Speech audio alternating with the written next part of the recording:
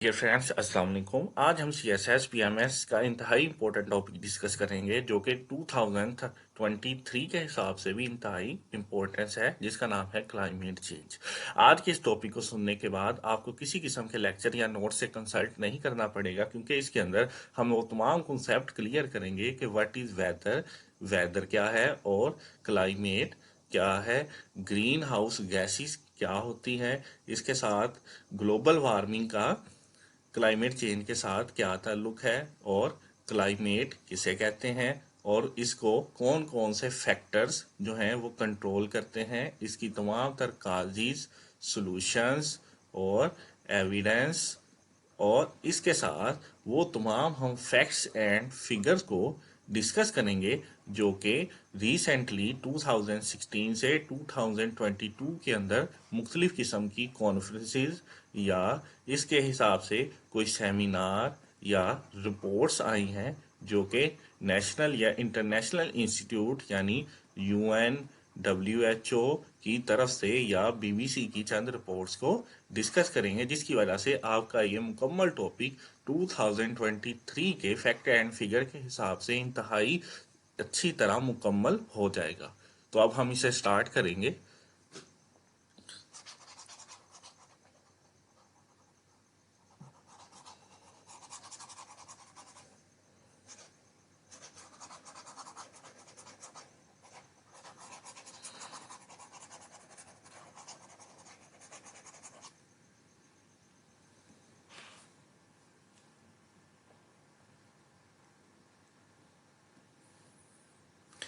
इसके अंदर हम ये भी देखेंगे कि अगर हम वर्ल्ड को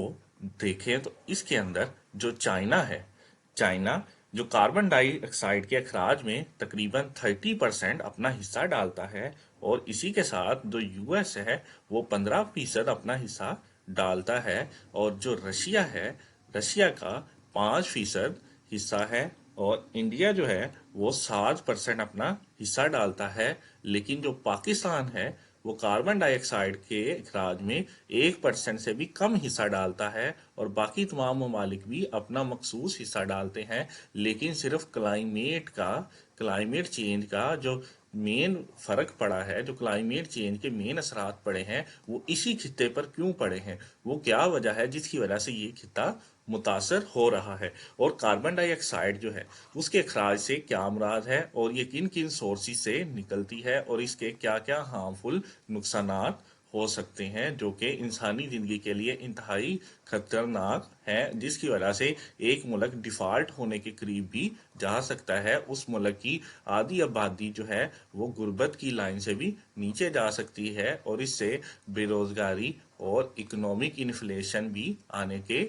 चांसेस बढ़ जाते हैं। यानी ये सब क्लाइमेट चेंज ही की वजह से होता है। हम इन तमाम पॉइंट्स को डिस्कस करेंगे, और इसके साथ ये भी देखेंगे कि जो ही इंसान ने तरक्की करना शुरू की, आगे बढ़ना शुरू किया, तो उसने कैसे वक्त के साथ साथ तब्दीली शुरू कर दी। यानी उसने तकरीबन 1800 तक वो अपनी सिर्फ कोल को 1800 तक सिर्फ वो लैंड के अंदर मुख्तलिफ सोर्सेज को इस्तेमाल करके CO2 पैदा कर रहा था। लेकिन 1900 के अंदर उसने कोल को इस्तेमाल करना शुरू किया, जिसके ज़रिए कार्बन डाइऑक्साइड के अखराज में ज़्यादा ज्यादती हुई, और इसके बाद 1920 में उसने कोल के साथ साथ ऑयल को भी इस्तेमाल करना शुरू कर दिया। फिर 1940 के अंदर उसने गैसेस को भी इस्तेमाल करना शुरू कर दिया। यानी जब से इंसान तरक्की करना शुरू हो गया है, कोल के कार्बन डाइऑक्साइड के अखराज में ज्यादती आती जा रही है, क्योंकि 1800 तक सिर्फ लैंड को इस्तेमाल किया जाता था,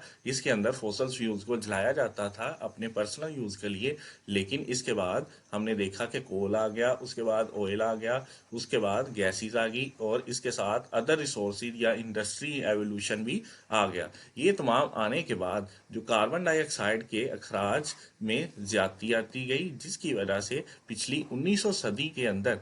जो तमाम ममालिक ने क्लाइमेट के अंदर वाक़या तब्दीली देखी, और इस तब्दीली को पिछले 2000 1 سے 2022 کے درمیان انتہائی زیادہ محسوس کیا گیا، کیونکہ اب سب سے زیادہ ریسورسز کو استعمال کرتے کاربن ڈائی آکسائڈ کے اخراج میں زیادتی کی جا رہی ہے۔ اب ہم green house gases, global warming اور کلائمیٹ چینج کے اندر فرق جانیں گے کہ یہ تینوں ٹرمز کس طرح ایک دوسرے کے ساتھ اٹیچ ہے۔ تو لیٹس سٹارٹ۔ سب سے پہلے جب ہم فوسل فیولز کو جلاتے ہیں، برننگ آف فوسل فیولز، جب ہم فوسل فیولز کو جلاتے ہیں تو اس کی وجہ سے ایئر پلیوشن ہوتی ہے، یعنی ہماری فضائی آلودگی بڑھ جاتی ہے۔ اور جب ایئر پلیوشن ہوتی ہے، فوسل فیولز کو جلایا جاتا ہے تو گرین ہاؤس گیسز پروڈیوس ہوتی ہے۔ گرین ہاؤس گیسز کے اندر جو مین گیسز ہے وہ کاربن ڈائی آکسائڈ، میتھین اور اس کے ساتھ nitrogen oxide, sulphur oxide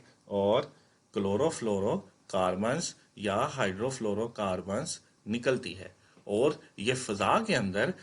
100 years تک سروائیو کر لیتی ہے۔ اور اس کی وجہ سے جو زمین ہے، کرہ ارض ہے، اس کے گرد یہ ایک غلاف بنا لیتی ہے۔ جب زمین کے گرد یہ ایک اپنا غلاف بنا لیتی ہے اور جب سورج کی طرف سے جو شعاعیں دن کے وقت زمین پر آتی ہیں تو جب رات کے وقت انہوں نے باہر جانا ہوتا ہے تو یہ انہیں باہر نہیں جانے دیتی، جس کی وجہ سے وہ شعاعیں اندر رہنا شروع ہو جاتی ہے اور ارتھ کا ٹیمپریچر بڑھنا شروع ہو جاتا ہے۔ یعنی اس کے ایفیکٹ کی وجہ سے کیا ہوتا ہے، ارتھ کا جو ٹیمپریچر ہے وہ بڑھ جاتا ہے، اور جب ارتھ کا ٹیمپریچر بڑھنا شروع ہو جاتا ہے تو اسے ہم گلوبل وارمنگ کہتے ہیں۔ گرین ہاؤس گیسز کی وجہ سے جب ارتھ کا ٹیمپریچر بڑھنا شروع ہو جاتا ہے تو اسے گلوبل وارمنگ کہتے ہیں۔ جب اندر ارتھ کا ٹیمپریچر بڑھ جاتا ہے، گلوبل وارمنگ ہو جاتی ہے، تو اس کی وجہ سے اس علاقے کے کلائمیٹ میں تبدیلی آنا شروع ہو جاتی ہے، اور پھر اس کی لانگ ٹرم تبدیلی کو ہم کلائمیٹ چینج کہتے ہیں۔ اور جب کلائمیٹ چینج آتا ہے تو اس علاقے کے اندر یا خشک سالی آ جاتی ہے، یا مختلف قسم کے طوفان آنا شروع ہو جاتے ہیں، یا اس کی وجہ سے فلڈز آتے ہیں۔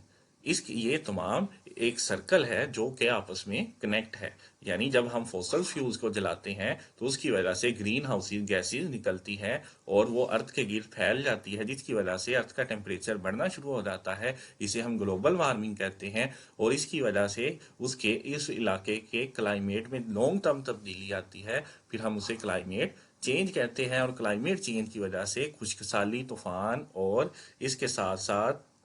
سیلاب آتے ہیں۔ یہ تمام چیزیں ایک دوسرے کے ساتھ کنیکٹ ہیں کہ کس طرح green house gases climate change کا سبب بنتی ہے انڈائریکٹلی اور گلوبل وارمنگ ڈائریکٹلی۔ یہ ڈسکس کریں گے کہ کلائمیٹ چینج آنے کے کیا کوئی ثبوت موجود ہیں کرۂ ارض پر یا نہیں۔ ہم انہیں ون بائی ون ڈسکس کریں گے۔ ہم یہاں جتنی بھی یہ رپورٹ ڈسکس کریں گے وہ ناسا کے فیکٹ اینڈ فگر سے لی گئی ہے۔ تو لیٹس سٹارٹ۔ سب سے پہلے ہم یہ دیکھیں گے کہ جو گلوبل ٹیمپریچر وہ انکریز ہو رہا ہے۔ گلوبل ٹیمپریچر انکریز ہو رہا ہے، یعنی اب تک جو کرۂ ارض کا ٹیمپریچر ہے وہ 1.18 ڈگری تک چینج ہو چکا ہے، یا اسے 2.12 فارن ہائٹ بھی کہہ سکتے ہیں۔ یعنی ارتھ کا جو ٹیمپریچر ہے اس میں واضح تبدیلی دیکھنے میں آئی ہے۔ اور ناسا کی رپورٹ کے مطابق 2016 اور 2020 یہ پوری دنیا کے سب سے ہاٹ ترین ایئرز تھے۔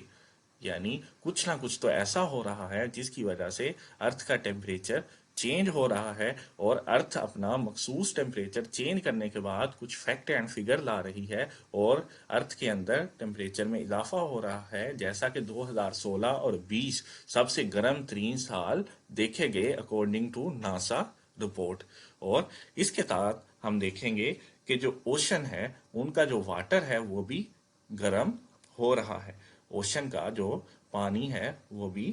گرم ہو رہا ہے، یعنی سمندر کے اندر تقریباً اوپر والا 100 میٹر وہ انتہائی طور پر ہاٹ ہونا شروع ہو گیا ہے، اور اس کے ٹیمپریچر میں بھی اضافہ ہونا شروع ہو گیا ہے۔ یہ تمام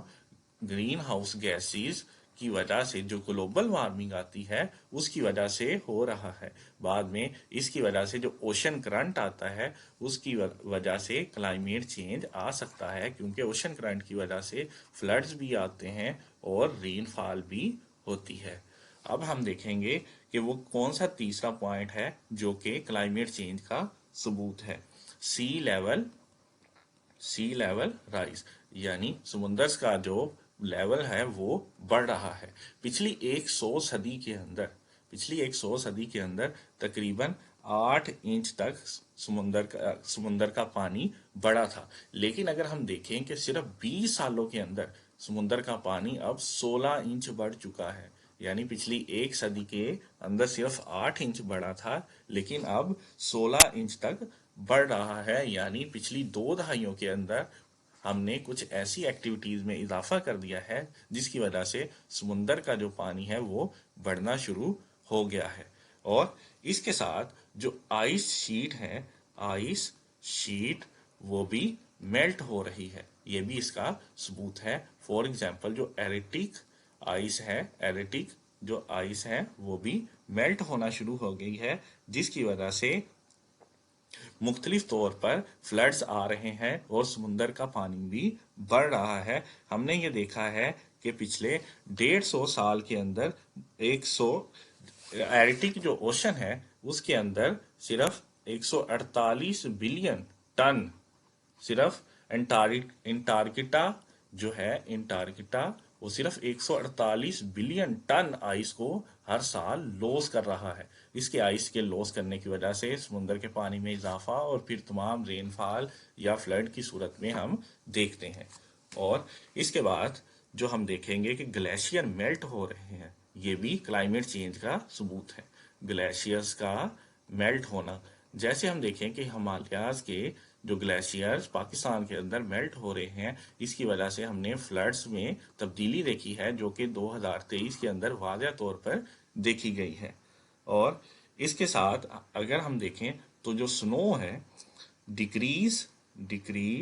snow cover decrease snow cover, यानी हमने ये देखा है कि जो बर्फबारी होती है वो उसमें कमी आई है, जिसकी वजह से जो ऊपर वाली बर्फ जमी हुई बर्फ है वो टेम्परेचर में इजाफे की वजह से मेल्ट होकर नीचे आना शुरू हो गई है, जिसकी वजह से लैंड स्लाइडिंग हो रही है और मुख्तलिफ लोग अपनी जानों से हाथ धो बैठे हैं। यानी ये तमाम क्लाइमेट चेंज के एविडेंस है कि ग्लोब का टेम्परेचर इंक्रीज हो रहा है और जो समुद्रों का पानी वो गर्म हो रहा है, समुद्रों का लेवल बढ़ रहा है, आइस शीट मेल्ट हो रही है, ग्लेशियर मेल्ट हो रहे हैं और आइस शीट जो है या स्नो कवर वो भी डिक्रीज हो रहा है। ये तमाम तकरीबन जो 6 या 7 हैं, ये वो तमाम एविडेंस हैं जो कि क्लाइमेट चेंज को रिप्रेजेंट कर रहे हैं। अब हम वो तमाम फैक्टर्स को डिस्कस करेंगे जो नेचुरली तौर पर एग्जिस्ट करते हैं और क्लाइमेट चेंज की तब्दीली का सबब है। तो उसके अंदर जो सबसे पहला है वो है सोलर वेरिएशन। जैसा कि हम जानते हैं कि जो हमारी अर्थ है वो एक प्लैनेट है और प्लैनेट जो है वो किसी एक स्टार के गिर्द रिवॉल्व करता है। हमारा स्टार जो है वो सन है। तो जब ये इसके गिर्द रिवॉल्व कर रहा होता है तो ये देखना है कि जो सूरज है उसके अंदर मुख्तलिफ किस्म के रिएक्शंस हर वक्त हो रहे होते हैं। यानी इसके अंदर हर जगह पर टेम्परेचर मुख्तलिफ हो सकता है कि कहीं ज़्यादा और कहीं कम। अगर हमारी ज़मीन उस मखसूस पीरियड के अंदर सूरज के उस हिस्से के सामने मूव कर रही थी जिसकी हीट ज़्यादा थी, तो ये हम कह सकते हैं कि उस मखसूस पीरियड में सूरज से आने वाली जो हीट थी, यानी सूरज से आने वाली जो शुआएं थे वो इंतहाई गर्म थी, जिसकी वजह से ग्लोब का टेम्परेचर बढ़ना शुरू हो गया। और जैसा कि हम देखें कि 2016 और 2020 जो है वो गर्म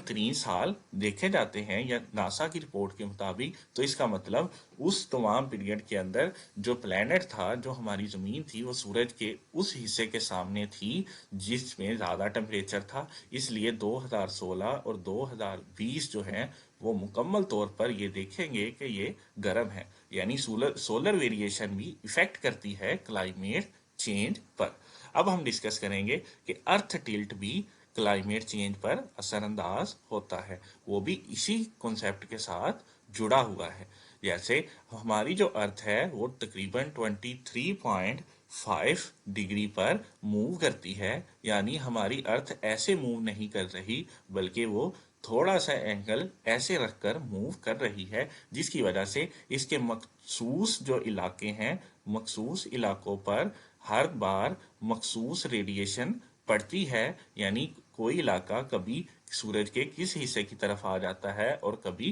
किस हिस्से की तरफ, और जमीन जो है सूरज के गिर्द मूव कर रही है। अगर उसका कुछ इलाका जो सूरज के उस हिस्से के सामने है जिसमें टेम्परेचर ज़्यादा आ रहा है, तो उस मखसूस इलाके में भी क्लाइमेट चेंज होने के असरात हो सकते हैं। और इसी के साथ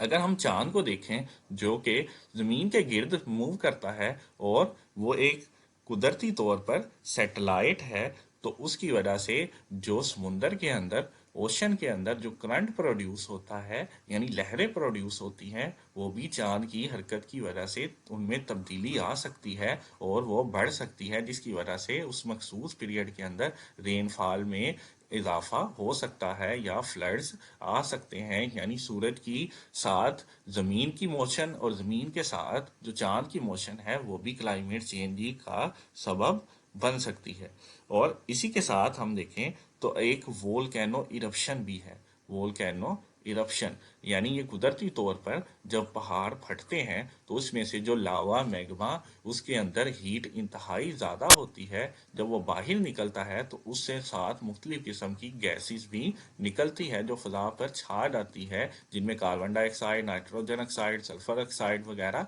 शामिल है, और वो ग्रीन हाउस गैसेस कहलाती है, जिसकी वजह से ग्लोबल वार्मिंग होती है, फिर बाद में क्लाइमेट चेंज आ जाती है। और लास्ट जो हम डिस्कस करेंगे वो ये है, जो हमारा कॉन्स्टिट्यूशनल ड्रिफ्ट है, कॉन्टिनेंशनल ड्रिफ्ट है। यानी अगर कुराए अर्ज पर 7 मुख्तलिफ किस्म के खित्ते मौजूद हैं जो कि 0.6 या 10 सेंटीमीटर एक दूसरे के करीब आ रहे हैं या दूर जा रहे हैं, जिसकी वजह से एक खित्ते की आबो हवा का दूसरे खित्ते की आबो हवा पर असरअंदाज होना इंतहाई आसान हो जाता है। ये भी एक वजह हो सकती है जो कि क्लाइमेट चेंज का सबब बन सकती है। तो हमने आज के टॉपिक में डिस्कस किया कि जो नेचुरली तौर पर जो क्लाइमेट चेंज का सबब बनते हैं उनमें solar variation, earth tilt, ocean current, volcano eruption और कंटिन्यूशनल ड्राफ्ट शामिल है। यानी ये 5 पॉइंट है जो हमने डिस्कस किए हैं।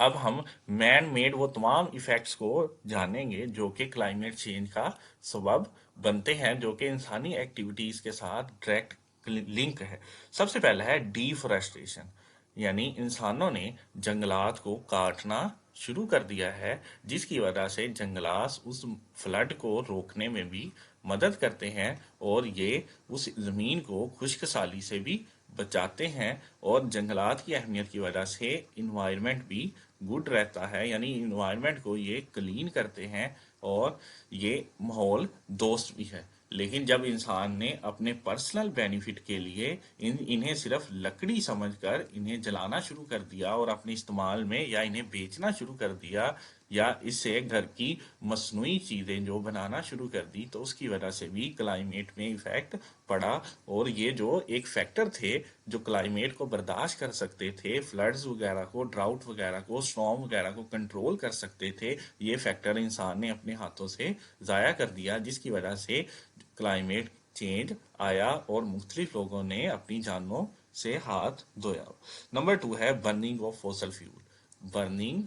ऑफ फॉसल फ्यूल यानी इंसान ने मुख्तलिफ किस्म की गाड़ियों के ज़रिए जो है या मुख्तलिफ किस्म के अप्लाइंसिस के ज़रिए कोल के अंदर, गैसेस के अंदर और ऑयल के अंदर, और इसी तरह उसने कुछ चीज़ों को जलाने के लिए, आग जलाने के लिए, अपने फ़ायदे के लिए इस्तेमाल किया या अपने काम के लिए इस्तेमाल किया। जब ये तमाम चीज़ें इस्तेमाल हुई तो इससे कार्बन डाइऑक्साइड, نکلی، اور اس کے ساتھ دوسری نائٹروجن آکسائڈ یا سلفر آکسائڈ یا میتھین وغیرہ ادر گیسز بھی نکلی۔ ان تمام گیسز نے فضا کے اندر جو موجود گرین ہاؤس گیسز میں اضافہ کیا، اور اس نے سورج کی آنے والی شعاؤں کو باہر جانے سے روکا، جس کی وجہ سے گلوبل وارمنگ ہوئی اور کلائمیٹ چینج آیا۔ یعنی اگر انسان ان تمام ریسورسز کو کم سے کم استعمال کرے یا انتہائی محتاط پیمانے پر استعمال کرے تو ہم کلائمیٹ چینج کے فیکٹر سے بچ سکتے ہیں۔ اور نمبر 3، انسان نے جو بجلی پیدا کرنے کے لیے، انرجی حاصل کرنے کے لیے جو نان رینیویبل جو ہے انرجی سورسز کو استعمال کیا، یعنی ایک بار جب انہیں استعمال کر لیا جاتا ہے تو دوبارہ استعمال کے قابل نہیں رہتے، جیسے کہ پاکستان کے اندر کول سے، گیس سے یا آئل سے، ان تمام سورسز سے الیکٹریسٹی حاصل کی جا رہی ہے، جس کی وجہ سے کاربن ڈائی آکسائڈ میں بھی اضافہ ہو رہا ہے۔ اگر ہم اسے واٹر کے اندر یا ونڈ کے اندر یا ادر ریسورسز کے اندر، سولر کے اندر کنورٹ کر دیں تو ہم اس کے فیکٹر سے بچ سکتے ہیں۔ نمبر 4، جو ہم نے uses of chloro fluoro carbons اور ہائیڈرو فلورو کاربنز یہ فضا کے اندر موجود ہو جاتے ہیں، اور یہ تقریباً فضا کے اندر 12 سال تک رہ سکتے ہیں، اور ان کا جو سورسز ہے وہ ریفریجریٹر ہے۔ یعنی انسان نے ایسی گیسز پروڈیوس کرنا شروع کر دی جو کہ ماحول دوست نہیں ہے، اور یہ بھی 1972 کے قریب پتہ چلا کہ chloro fluoro carbon ozone layer میں سوراخ ڈال رہی ہے، یعنی اوزون ڈپلیشن کا سبب بن رہی ہے، جس کی وجہ سے سورج کی الٹرا وائلٹ ریز اندر آ رہی ہیں اور سکین اور آئیز کی بیماریاں پھیل رہی ہیں۔ اور اس کے ساتھ ہم دیکھیں تو ایگریکلچر ریزیڈیو بھی ایک وہ تمام فیکٹر ہے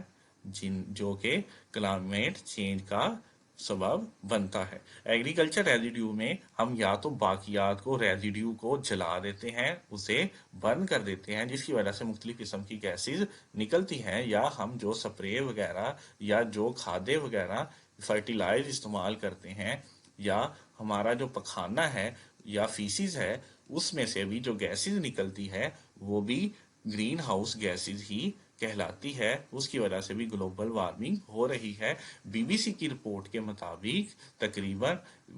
جو کاربن ڈائی آکسائڈ کے اخراج میں جو زیادتی آ رہی ہے اس کا 1/4 حصہ یہ ایگریکلچر ریزیڈیو، فارمنگ وغیرہ بھی ہے، جس کی وجہ سے کلائمیٹ چینج میں تبدیلی آ رہی ہے۔ اگر ہم اپنے مین میڈ فیکٹرز کو کم سے کم کر دیں تو ہم کلائمیٹ میں تبدیلی کو کم کر سکتے ہیں، اور ہم دنیا کے اندر مختلف جانوروں کے نقصان اور مختلف انفراسٹرکچر کے نقصان سے بھی بچ سکتے ہیں۔ ہم اگر اپنی ٹوٹل ڈسکشن کو کنٹرول کریں تو ہم یہ دیکھیں گے کہ جو فیکٹرز کلائمیٹ کو کنٹرول کرتے ہیں ان میں نمبر 1 ٹیمپریچر ہے، یعنی ٹیمپریچر میں اضافہ یا اس میں کمی کی وجہ سے کسی علاقے کی کلائمیٹ پر فرق پڑ سکتا ہے، اور اس کی وجہ سے مختلف قسم کے نقصانات بھی ہو سکتے ہیں۔ یعنی ہمیں اگر کلائمیٹ چینج سے لڑنا ہے، اسے کنٹرول کرنا ہے، تو ہمیں ٹیمپریچر میں اضافہ یا کمی کو بھی دیکھنا ہوگا، کیونکہ اگر ارتھ کے اندر 1.18 ڈگری سینٹی گریڈ ٹیمپریچر بڑھ گیا ہے تو اس کا مطلب ہے کہ ارتھ کا ٹیمپریچر بڑھ رہا ہے، ہمیں اسے کنٹرول کرنے کی ضرورت ہے۔ اسی طرح رین فال بھی وہ ایک فیکٹر ہے جو کہ ارتھ کے اندر مختلف قسم کی کلائمیٹ چینجنگ کا سبب بنتا ہے۔ فار ایگزامپل اگر پاکستان کو دیکھ لیں تو 2023 کے اندر اس نے سندھ کے اندر، صرف سندھ کے علاقے کے اندر تقریباً ٹرپل رین فال کو برداشت کیا، اور یہ اس نے برداشت کیا کرنا تھا، جس کی وجہ سے سندھ کا مکمل طور پر انفراسٹرکچر تباہ ہو گیا، اور وہاں سے غربت آئی، اور غربت آنے کے بعد انہوں نے پنجاب کا رخ کیا اور یہاں کے بچوں کو اٹھانا شروع کر دیا، کیونکہ ان کے پاس روزگار کے لیے کوئی مواقع نہیں تھے۔ یعنی اگر کلائمیٹ سٹیبل نہیں ہوگی تو اس کی وجہ سے کوئی بھی کنٹری یا نیشن سٹیبل نہیں ہوں گی، اسی کی وجہ سے دوسری تمام بیماریاں بھی، سوشل ایونٹس بھی آ جاتی ہیں۔ اور اس کے ساتھ ہم دیکھیں جو تیسرا فیکٹر اسے کنٹرول کرتا ہے وہ ہے ونڈ، یعنی ونڈ کا پریشر بھی دیکھنا ہے کس مخصوص علاقے میں کیسا ہے، اور اس کے لیے مکمل اسٹریٹجی اور پلاننگ کرنے کی ضرورت ہے تاکہ ہم اس سے بچ سکیں اور مکمل طور پر محتاط رہ کر اس کی پلاننگ کر سکیں۔ فار ایگزامپل پاکستان کے اندر ہی دیکھ لیں کہ انہوں نے مارچ کے اندر ہی یہ اعلان کر دیا تھا کہ اس بار پاکستان کلائمیٹ کے شدید اثرات سے نہیں بچ سکے گا، لیکن کوئی ناپلیسی ہونے کی وجہ سے اچانک جو ہے ان کے کام کی وجہ سے پاکستان نے بہت سی جانوں سے بھی نقصان دھویا، اور اس کے ساتھ ساتھ پاکستان کا مکمل طور پر ایک تہائی حصہ تباہ ہو گیا صرف بیڈ مینجمنٹ کی وجہ سے۔ اور اس کے ساتھ جو انہیں کنٹرول کرتے ہیں وہ ہے ہیومیڈیٹی یعنی ہوا کے اندر نمی کا تناسب بھی انہیں جو کلائمیٹ کو کنٹرول کرتا ہے۔ اور اس کے ساتھ جو مین فیکٹر اسے کنٹرول کرتا ہے وہ ہے ٹوپوگرافی،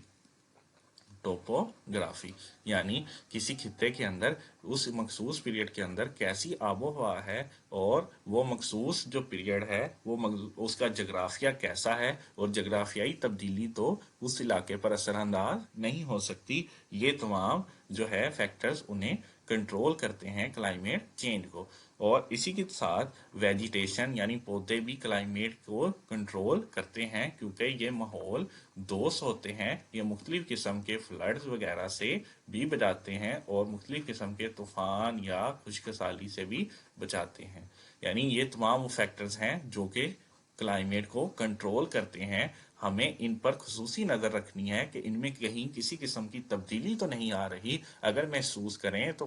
فوری طور پر ایک اقدامات کریں جس کی وجہ سے ہم کلائمیٹ کے اثرات سے بچ سکیں۔ یعنی اگر پاکستان بھی مارچ میں دی گئی وارننگ پر عمل کرتا تو آج ہم 2000 لوگوں سے ہاتھ نہ دھو بیٹھے تھے اور 1/3 حصہ تباہ نہ کر پاتے، اور اس کے ساتھ ساتھ ہماری عورتیں جو ہیں وہ بھی ہیلتھ کی سہولیات سے متاثر نہ ہوتی اور مختلف قسم کی بیماریاں پاکستان کے اندر نہ پھوٹتی۔ یہ تمام مس مینج ہی کی وجہ سے ہوا ہے۔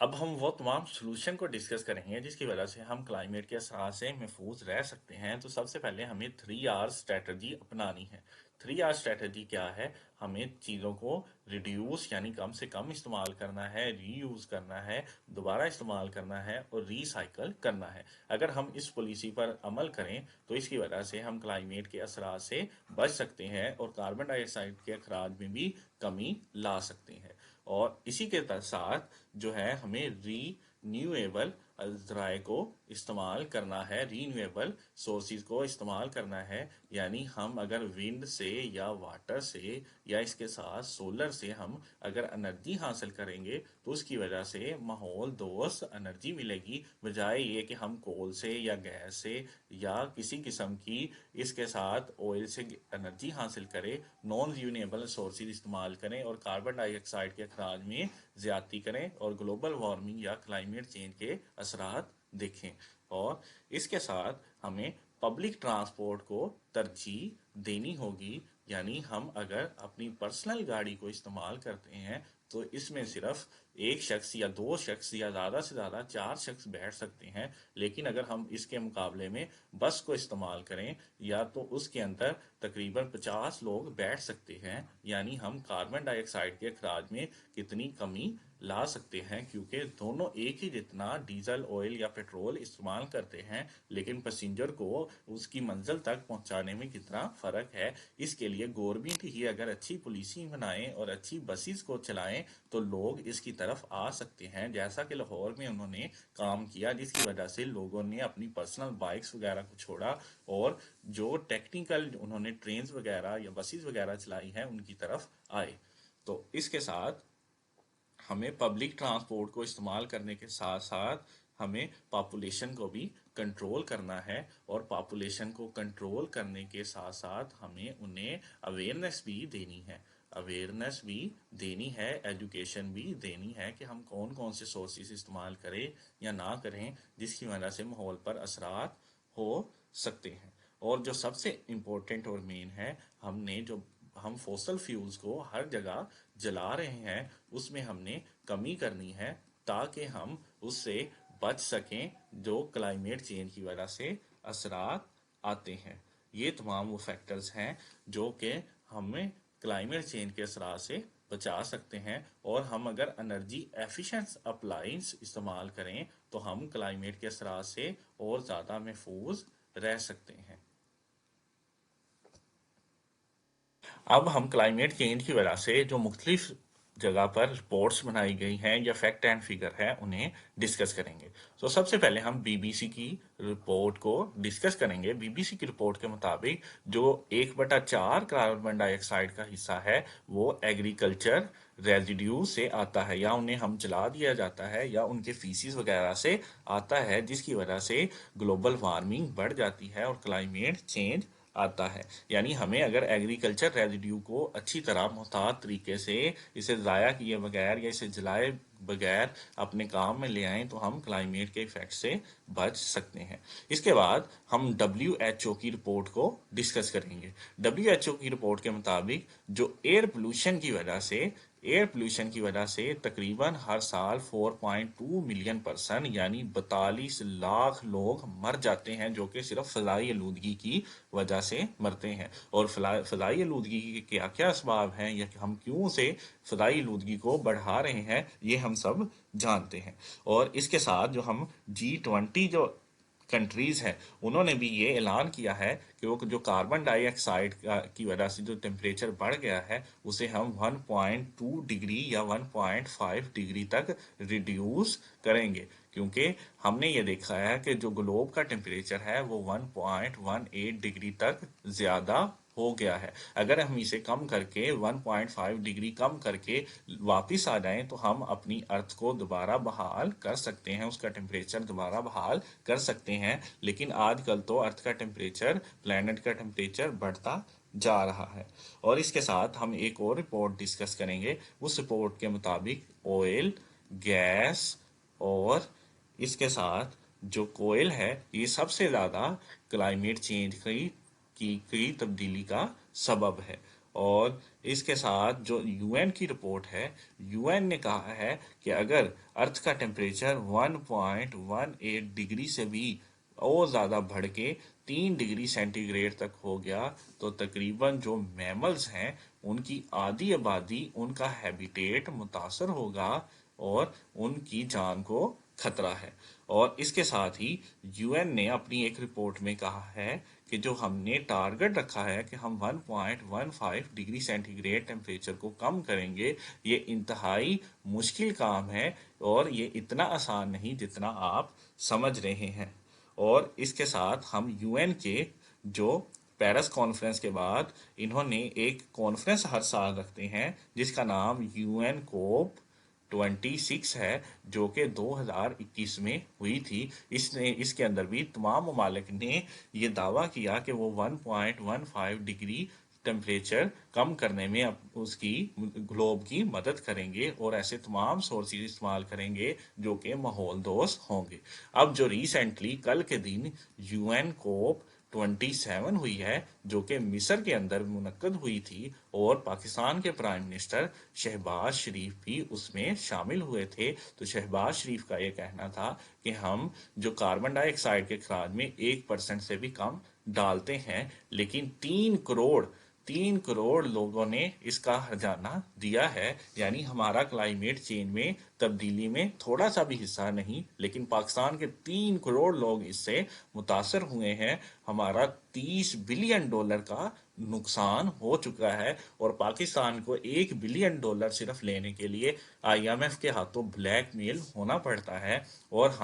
हमारे 2000 के करीब लोग इससे अपनी जानों से हाथ धो बैठे हैं और लातदाद लातदार लाइफ स्ट्रोक जो कि हम मुतासर कर चुके हैं, हम उन्हें उनसे हाथ धो बैठे हैं, जिसकी वजह से गुर्बत ने हमारे मुल्क के अंदर पंजे गाड़ लिए हैं और हमारी इकोनॉमी अनस्टेबल हो रही है, हम दिवालिया होने के करीब हो रहे हैं। लिहाजा अब जो जो बड़े मुमालिक हैं उन्हें आगे आना चाहिए, जैसा कि अमेरिका वगैरह जो कि अब $780 बिलियन खर्च करेगा